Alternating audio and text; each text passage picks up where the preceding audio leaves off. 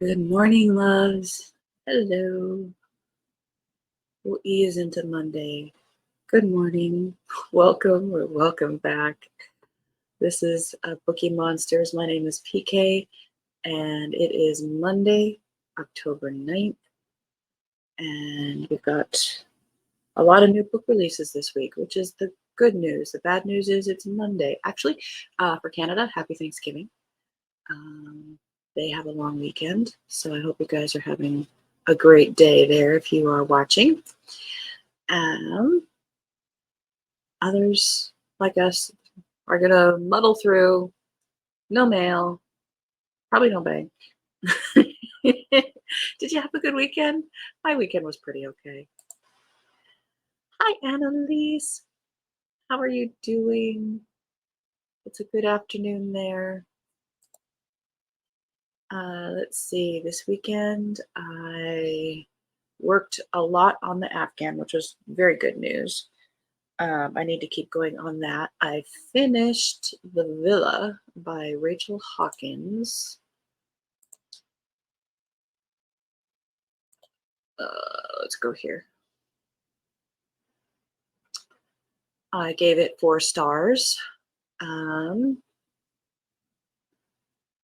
I liked the parallel to the Mary Shelley, that weekend where she wrote Frankenstein back when, and that this book has it set in the 70s, and it flashes back to the 70s, but it's also present day. I liked it. It was 4 for me. 5, just to explain my ratings. 3 for me is I liked it. Didn't hate it, but I liked it. It was fine. 4 is I rather liked it. It had some very good elements, but it wasn't make my socks go up and down great, but it was definitely above average. And then 5 for me is absolutely love this book. So The Villa, I gave it 4 stars. I'm currently listening to Caught Dead-Handed by Carol J. Perry. This is for a scavenger hunt over on Killer Cozies. It has to have a cat on the cover. And it was an audiobook that was free on Audible or part of Audible Plus, and it was Kindle Unlimited. So whichever way I partake in that book, it didn't cost me any money, which was great. And I'm reading Deanna Rayburn's The Unexpected Peril, book 6 in the Veronica Speedwell series, which I absolutely love. So good morning, Mary. Good morning, PK and everyone. Happy Monday. No mail today. You know what? I'm still going to come home from work and check the mailbox. I just know I am. I just do that. Yes, I'm saying hello. You're still reading The Roundhouse by Louise Erdrich. Very good. I want to do a thriller mystery next. Do you have some options? We can help you. Because we do that. All right, let's switch this up. Let's go to, we're going to start with Cozy Mysteries. Sorry, I can't help you with thrillers today. Thrillers will be tomorrow, if there's any released this week. But because some of the websites I go to don't necessarily list everything today, preferring to release their information tomorrow on actual release day, and Cozy Mystery website here lists for the whole month. We start with Cozy Mysteries on Mondays. We won't fight it.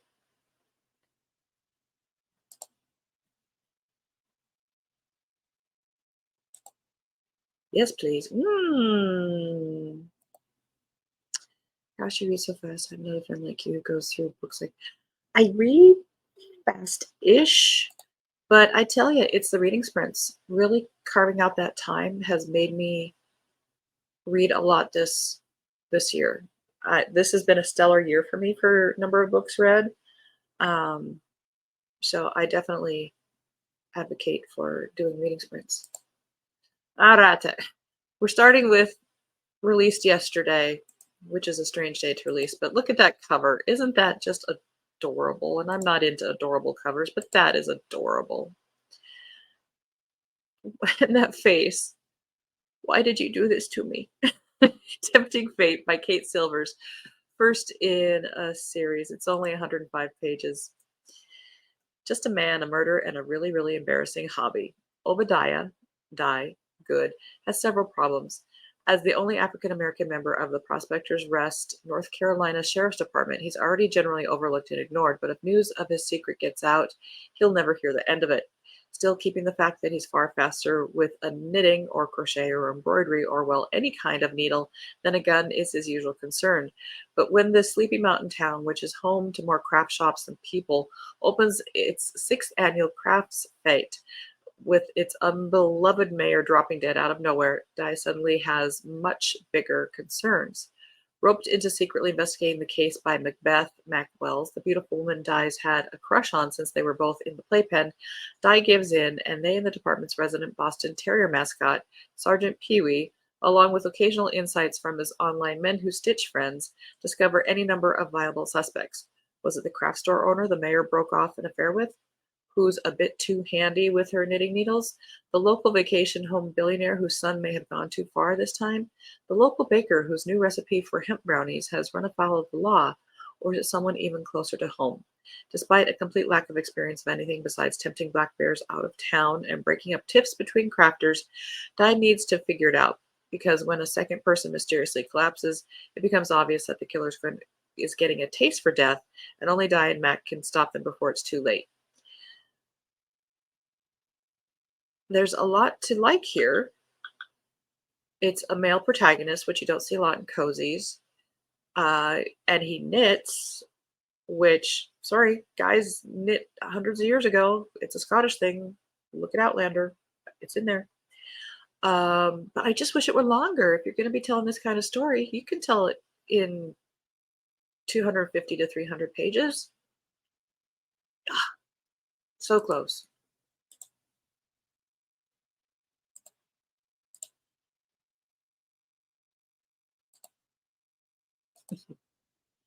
Beautiful day here, blue autumnal skies and cool crisp air. Oh, so nice. We are in like the 40s in the morning, but through the last couple days and the next coming days are in the 70s. Towards the end of the week, we're getting the cooler 50s and 40s again. So autumn is doing its thing.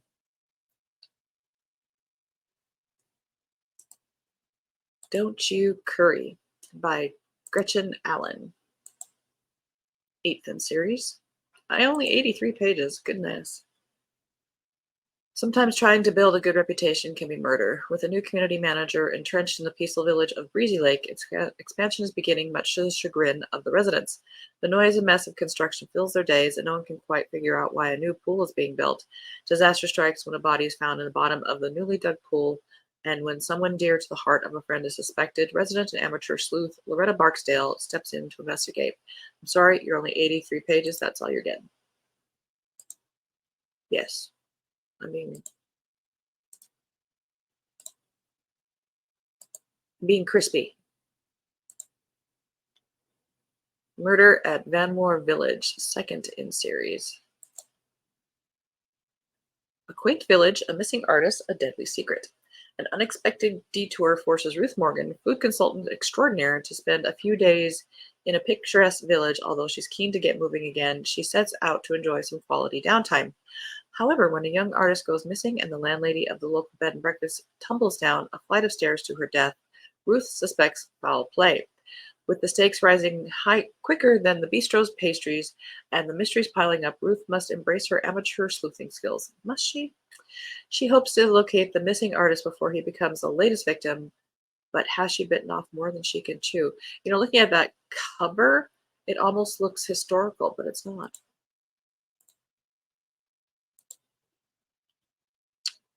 Marigold Avenue.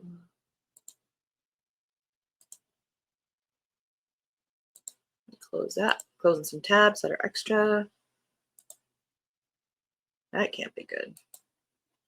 Don't you just hate it when there's a bot? You know, I do. It's such an annoyance every other week. Marigold Avenue. That's a pretty cover by Pamela Grandstaff. This is 13th in series. When Grace Branduff returns to Rose Hill after a decade away, she finds many things have changed, but thankfully, the people who love and care about her are glad she's back. The book she wrote about her childhood, although thinly veiled as fiction, has brought her fame and fortune. Unfortunately, it has also infuriated a few of the villains described in those pages. But does one of them hate her enough to frame her for murder? Police Chief Scott Gordon is determined to catch a thief who may also be a killer. Now that Sarah Albright is the county sheriff, he must walk a fine line between appearing helpful while also investigating on his own. Although he hates to admit how helpful they can be, his wife Maggie and her cousins Hannah and Claire jump right in to help solve the mystery. All right.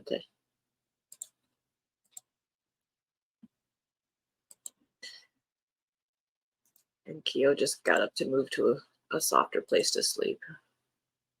Right in front of me. Looks Christmassy. It did. Harvest Moon Misfortune. Frost Island Cozy. Book number 5 by London Lovett. That is an interesting cover. I mean, it's different. It stands out.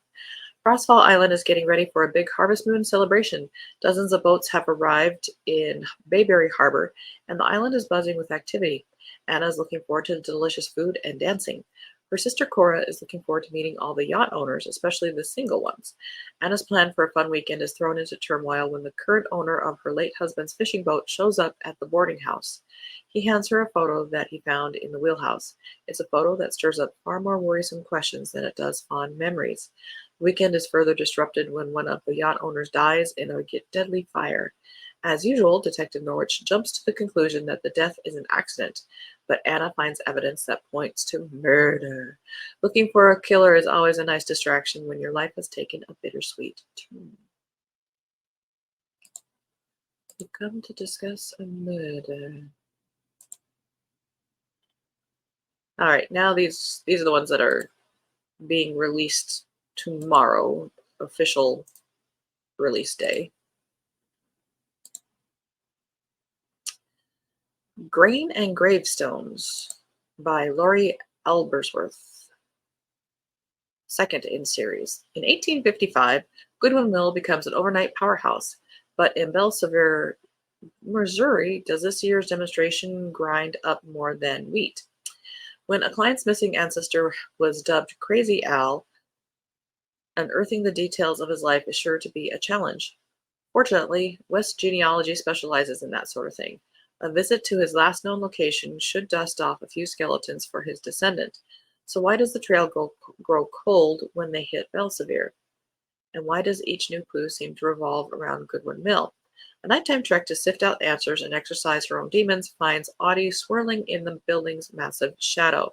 When the inky blackness is shattered by ghostly specters, is it all in her head? Everyone will know. Those words are clear enough.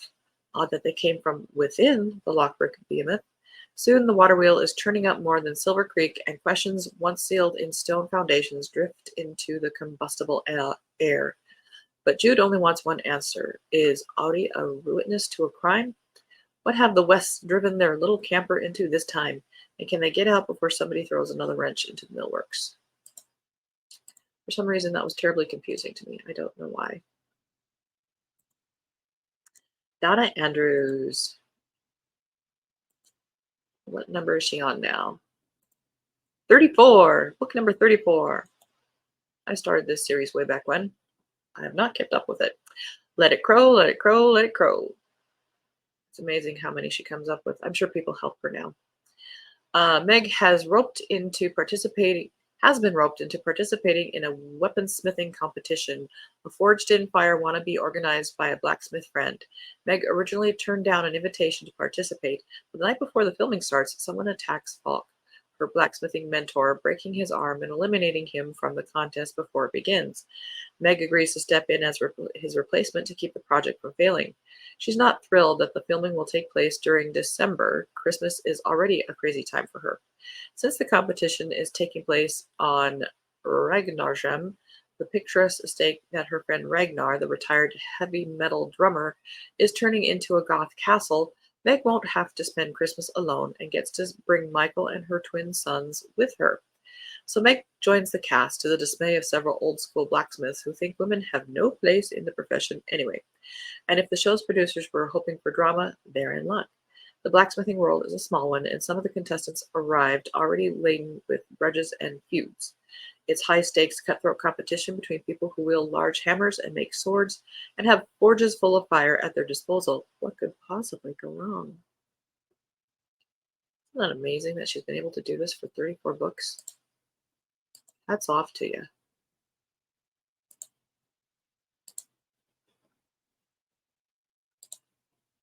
The Mystic Market Caper. This looks rather independently published. It's a Kindle Unlimited, and it's only 59 pages. Okay, look at the cover because that's all we're going to do. Whacked in the Woods. I bet they had fun coming up with that title. By Judith A. Barrett. Just a minute. Copies required.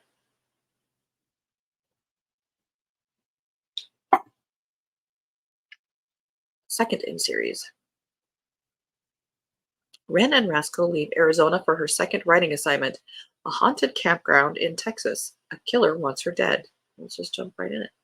Wren has never left a project unfinished, so she reluctantly leaves Arizona and the cute town marshal for her next assignment, a haunted campground in Texas. After she and Rascal discover a body in the woods, it's obvious who the killer is, isn't it? Even the ghost tells her not everyone is who they seem. And that's all there is. Huh. A brevity. My name is.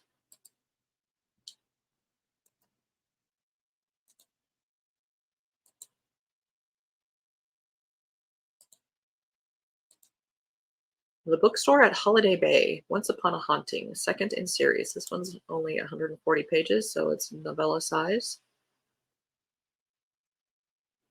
Cute cover.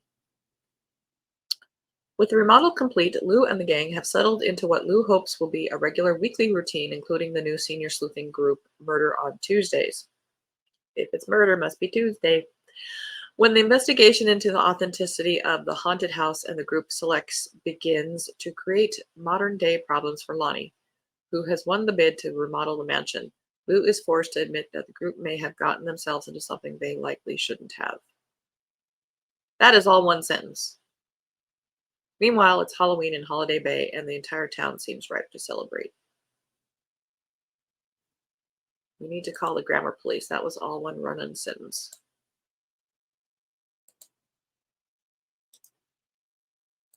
The Missing Foot Mystery. Well, scarecrows are kind of creepy to me.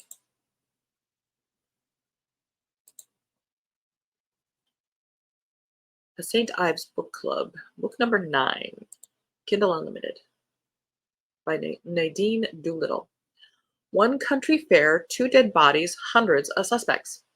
Avery Holmes is chagrined when the debut of her thriller, The Spy Wore Heels, is held at Northumberland County's agricultural fair. But when a body is dug up during the plowing match, her book launch goes from bad to worse.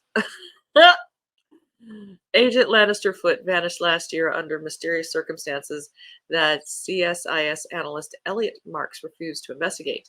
That the missing foot turned up, literally, is not surprising to Marks. But who is the killer? A farmer's field hints at someone local, someone they all know, someone who is at the scene the moment the corpse is unearthed.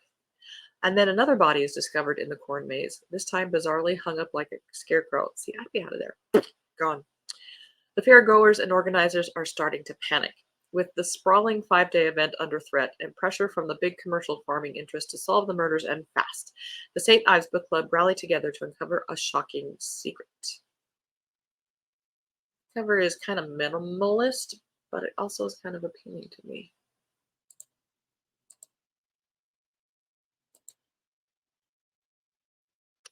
Baking Spirits Bright by Sarah Fox.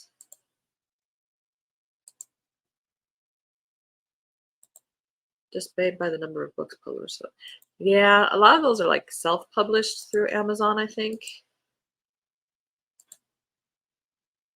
But to me, they're just pages. They're not a book. And I'm being snarky. I'm sorry. All right, second in the True Confections mysteries. In a cute new culinary cozy, budding chocolatier Becca Ransom must solve a murder before she meets a sticky end. Winter has arrived in Larch Haven, Vermont, bringing with it holiday cheer, lots of snow, and freezing temperatures. Becca Ransom is squeezing in time to skate on the frozen canals and drink hot chocolate by a roaring fire, while also whipping up new creations for her family's chocolate shop and experimenting with holiday flavors like eggnog, gingerbread, and peppermint. At the same time, Becca is preparing for the Baking Spirits Bright Holiday Baking Competition, a popular annual event.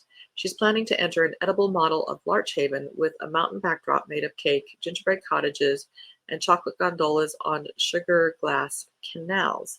Professional bakers and a local food blogger are also participating in the event, and they aren't about to go down without a fight. The competition quickly heats to a boiling point with flaring tempers and mysterious happenings.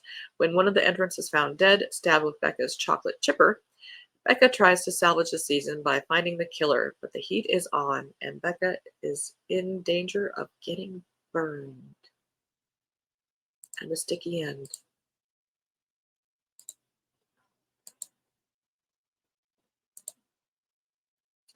Socialite's Guide to Death and Dating. I believe this one is a historical. Oh, 1958. Cool.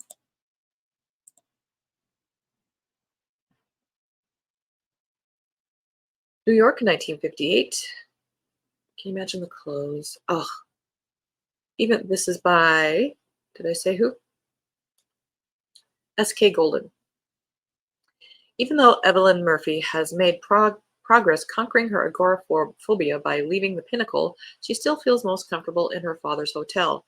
With Malcolm Cooper, her new boyfriend and fellow employee at the hotel, Evelyn feels prepared for whatever happens next. In this case, it's throwing a big fundraiser with the who's who of New York City. The night is a success, and Evelyn finally takes up Malcolm's offer to finally visit his apartment in Yonkers. As the party ends, they sneak away to the garage to get Evelyn's car, but Evelyn's always been good at finding things, and she discovers the dead body of a guest, Judge Baker, in a car with a needle in his arm. Detective Hodgson and his new partner, Detective McJimsey, arrive on the scene, but before they can begin to question Evelyn, they are startled by another mysterious discovery. There's a woman in the trunk of the car, and she screams as soon as she sees Evelyn's face. That would be a blow to the ego. Tangled up in the police investigation, Evelyn's got another problem too. Her father insists she break off her relationship with Mac. The next day, her father is found attacked just like the judge, only this time the detectives find a dead woman nearby. With Mac accused of the attacks and in police custody, Evelyn will have to find the killer on her own before she's checked out of the hotel, this time for good. All right. Well, we ran out of time, but not out of cozy mysteries. But we will pick up where we left off later this week in the cozies. All righty. Let's go back to here. Well, I appreciate you guys stopping by this morning so much. And if you're watching this later, thank you very much. I hope you have a good Monday. Schedule-wise, quick announcements. Reading sprints are on Tuesday and Thursday evenings at 6:05 Mountain Time, 8:05 Eastern. And then on Saturday at 1 p.m. Mountain Time, 3 p.m. Eastern. And that one is for 5 hours. The Tuesday and Thursday ones are for 2.5 hours each. We are doing the morning show Monday, Tuesday, Wednesday, Thursday, Friday. Tomorrow will be regular mysteries. Wednesday will be romances. Thursday will be fantasy, science fiction. And then Friday will be fiction and cozy mysteries. And we always sprinkle in other cozy mysteries throughout the week if we run out of the other genres. But we need to find out what is coming out this week. So if you want to sprint tonight, that is on, I believe it's Lee's channel tonight, which is Dark Roots Creations is the name of her channel. She starts at 5 p.m. Mountain Time, 7 p.m. Eastern. So if you want to do some sprinting, I'll be tuning in once I get done with getting home and taking care of Keo. So I usually tune in about 6:05 for that. But that is for tonight. And then, so here's your schedule, your sprinting schedule for the week if you like. So tonight is Dark Roots Creations. Tomorrow is me. Wednesday is Sarah at Bookish Knitter. Thursday is me. Friday, you're on your own. Saturday, me. So those are the ones that I tune into. Well, of course, I tune into my own. Duh. All right. So have a good day. It's going to be okay. Read good books. It's okay to put down a book if you're not enjoying it. I did that yesterday. I started Mother Daughter Murder Night. I'd gotten it from the library, and I read about 20%. And it just wasn't, I'm not in the right mood. It was reading a little too middle gradish for me. So I put it down after 20%. It just, time is precious. Read good books, etc. So, anyway, I'm rambling. You guys, thank you so much. Hopefully, see you tomorrow. And remember, don't be a bookworm, be a bookie monster. Om nom nom. Take care. God bless.